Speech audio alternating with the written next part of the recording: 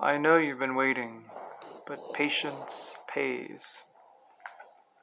This is Christmas Eve, so you might hear fireworks outside. I'm personally against it. This should be a night of reflection, of meditation, of thinking of what was revealed to the shepherds and the incarnation, the mystery of the incarnation. Not these terrible fireworks going off. So yeah, I'm against it. I have reasons for it, but I'm not going to go into it now. So I can't take the suspense either. So I'm just going to read for you chapter 2, starting on page 10. Monday, July 24th. Men broke into our house last night. I'm racking my brain, wondering if there is anything I could have done to stop them. Where was the Caped Crusader when I needed him? Dad would have done something if he had been there, but they're saying that he's the reason the men came into the house. Jack had been sound asleep when the man clamped his hand over Jack's mouth. Make one sound and you'll die, the man whispered. To prove the seriousness of his words, he held the point of his knife an inch from Jack's right eye. Jack wet himself. The man was dressed in dark clothes. He wore a ski mask over his head and surgical gloves on his hands. Turn over on your stomach. Jack did as he was told. His arms were wrenched behind his back. He heard tape being torn. His wrists were bound together. Then the man flipped him back over and slapped a wide piece of tape over his mouth. Jack felt a mixture of terror, anger, and shame at his helplessness. His stomach heaved. None of that, the man hissed, sitting him up. Breathe through your nose. Deep breaths. Jack tried but found it was very difficult because he was shivering uncontrollably. Stand up. We are going downstairs. Jack swung his legs out of bed, but they were shaking so badly he couldn't stand. Where were his mother and sister? The man jerked him to his feet and half dragged him down the stairs. His mother and sister were sitting on the sofa in the living room, both of them bound and gagged. The man pushed Jack onto the sofa next to his mother. The only light in the room came from the small lamp on the end table. 3 men in ski masks stood off in the shadows, looking at them silently. After what seemed like a very long time, one of the men stepped forward with a cell phone in one hand and a gun in the other. He knelt in front of Mrs. Osborne. In a moment this phone will ring, he spoke very deliberately, as if he were reading from a prepared script. I will answer it. He pointed the gun at Joanne's head. She began sobbing. He ignored her. I'm going to remove the tape from your mouth, Mrs. Osborne. When I do, you are not to say a word. Do you understand? She nodded. With a quick movement, he tore the tape off. Mrs. Osborne winced in pain, but she did not cry out. After I answer the phone, I will hold it to your ear, and you are to say, they will kill us if you talk. Nothing more. Say it now. They will... She could not seem to get the words out. Get her a glass of water, the man ordered. One of the other men walked into the kitchen. He did not turn the light on. Jack heard the cupboard open and water running in the sink. When he returned with the water, the man with the pistol held the glass to Mrs. Osborne's lips, without moving the gun away from Joanne's head. Some of the water dribbled into Mrs. Osborne's nightgown. Guys, don't try this in Honduras. You can't drink the water. You get some worms. Better? The man asked, and Mrs. Osborne nodded. Good. They will kill us if you talk. Repeat the words. They will kill us if you talk. The words were shaky, but clear. Now we will wait, he said, pointing the gun at Joanne's head. The Osbornes jumped when the phone finally rang. The man let it ring 3 times before flipping it open and holding it to his ear. He listened for a moment, then held the phone to Mrs. Osborne's ear. They heard Neil Osborne shouting through the tiny speaker. Patricia, is that you? Patricia, are the kids there? Are you all right? The man cocked the gun. Patricia Osborne closed her eyes tightly. They will kill us If you talk, she said quickly. The man flipped the phone closed. What now? She asked. We will wait. He backed into the shadows. Who are... The man came up behind her and put a fresh strip of tape over her mouth. The Osborns did not know how long they waited. The men stood silently in the shadows. The phone rang. The man flipped it open. Once again he listened, then flipped it closed. He whispered something to the man who had brought the water. The man went back into the kitchen and returned with the white timer Mrs. Osborn used for cooking. We will be leaving you in a few moments, the man said with the gun. Before we do, I wish to make something clear. He paused, looking directly at Mrs. Osborn. We are very serious men. If you call the police or tell anyone about what happened this evening, we will come back and kill you and your children. We will also kill your husband.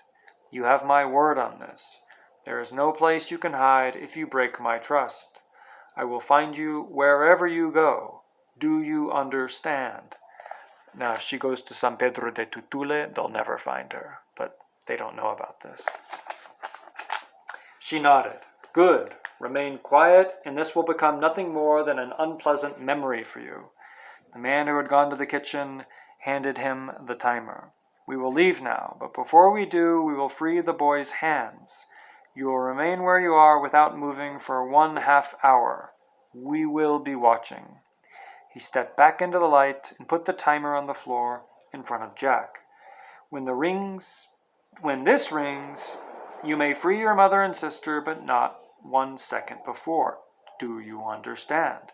Jack nodded. A man came up behind him, pushed Jack forward, and cut the tape around his wrists. Then the men left the house. They heard a car start in the driveway and back out. Jack looked at his mother. She shook her head vigorously and nodded at the timer. Jack tried to rub some feeling back into his hands. He reached up to take the tape off of his mouth, but his mother and sister shook their heads no and stamped their feet on the rug.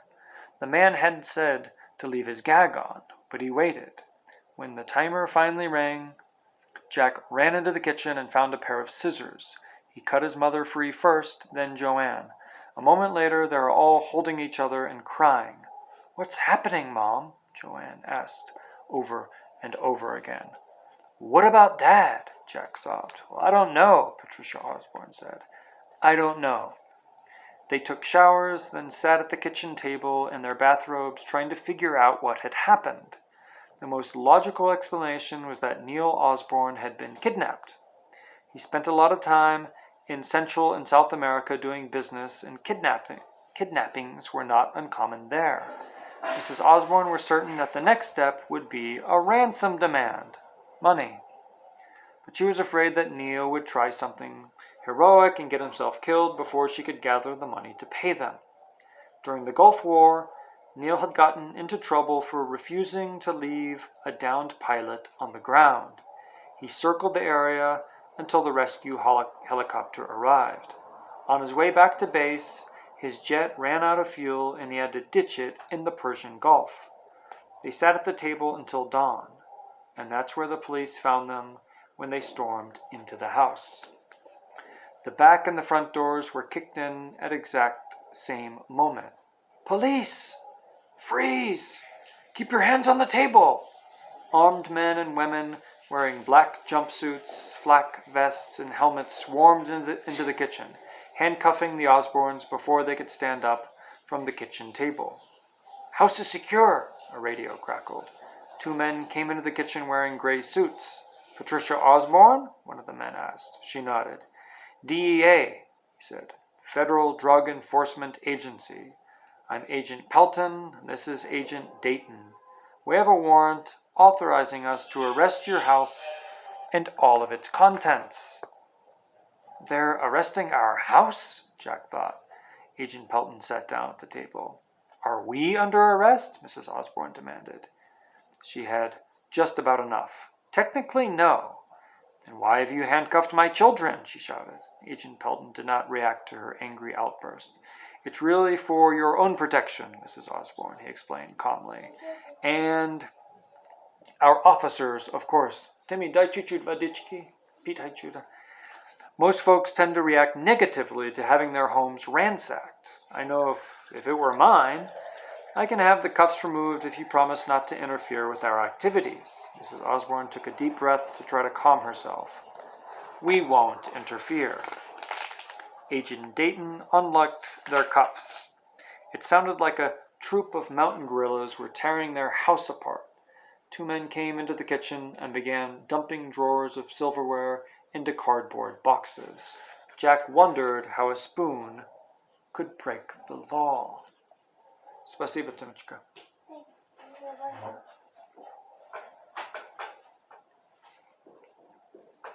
Maybe we should go into the living room, Agent Pelton said. It might be quieter. The living room was quieter, but not much. Why don't you all sit on the sofa and relax, Agent Pelton suggested. The Osbornes looked at the sofa. Before the police burst in, they had decided to get rid of the sofa. We'll stand, Mrs. Osborne said. They watched as a parade of men and women flowed in and out of the front door like ants. They came in empty-handed and left with their arms filled with the Osbornes' possessions. Parked in front of the house were two big moving trucks surrounded by flashing police cars. The front yard was cordoned off with yellow tape stenciled with the words, "Crime Scene." Standing beyond the tape were several neighbors, two of whom were being interviewed by local television news stations.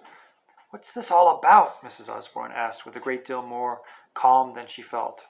What do we have to do with the DEA, the Drug Enforcement Agency? All I can tell you, Mrs. Osborne, is that your husband has been arrested. He's alive? The question momentarily threw Agent Pelton. Of course he's alive. Thank God. Mrs. Osborne covered her face with her hands and began sobbing. Your husband is currently in federal custody, Agent Pelton went on. Where is he? Jack asked. Brownsville, Texas, and we'll be transporting him to this jurisdiction later today. Is there a reason you thought he was dead? No, Mrs. Osborne spoke quickly. We haven't heard from him, and we were worried. It would be best if you told me the truth, Mrs. Osborne. Well, that is the truth. Why is he in custody? A man came over and told Agent Pelton that they needed him in the kitchen. Excuse me, Agent Pelton said. What's going on, Mom? Joanne asked. I don't know. What does Dad have to do with drugs? Jack asked. Nothing, Mrs. Osborne said. I don't know. Listen, she lowered her voice. We need to stay calm. I'm sure it's all a big mistake. Maybe we should call an attorney, Jack whispered. Agent Pelton came back into the living room. I want to call my attorney, Mrs. Osborne said in her calmest voice. No problem. But before you do, can you explain this?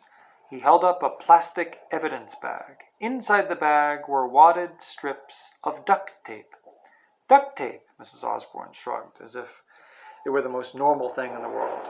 I know what it is, but where did it come from? The garbage can underneath the kitchen sink. Well, that's not what I meant. I used some tape to seal a box I mailed out. All right, then where's the spool? It wasn't in the kitchen. I don't know. I might have used it all up. Then where's the empty spool? It wasn't in the garbage can. I have no idea. Right, Agent Pelton looked at Jack. Jack, isn't it? Jack nodded. I can see your hands, son. Or can I see your hands? Jack glanced at his mother. She nodded for him to go ahead. He held them out. Agent Pelton looked carefully at Jack's wrists and forearms. Have you been shaving your arms, son? Jack shook his head, wondering what Agent Pelton was talking about. You seem to be missing a lot of black hair on your wrist, Agent Pelton pointed out, and he held up the tape. Oddly enough, there are a lot of black hairs stuck to this duct tape. He looked at Mrs. Osborne. You weren't wrapping your son up, were you? And he walked over to the sofa. The white timer was still lying on the carpet. Agent Pelton pulled a plastic bag out of his pocket and put the timer into it. No matter what happens, Mrs. Osborne whispered, don't say a word about last night. Agent Pelton felt the sofa cushions, then sniffed his hands. Do you have pets? Jack flushed bright red. He knew what Agent Pelton had smelled. No, Mrs. Osborne said. Okay, let's stop beating around the bush. How many were there? Mrs. Osborne looked him right in the eye. I don't know what you're talking about. Did they threaten to kill you? Mrs. Osborne did not answer. The only way you'll be safe is with us. We can protect you, Mrs. Osborne. We can protect your children. I want to call my attorney. I'll get you a phone. Wow, tons of action in that chapter, so a lot to think about.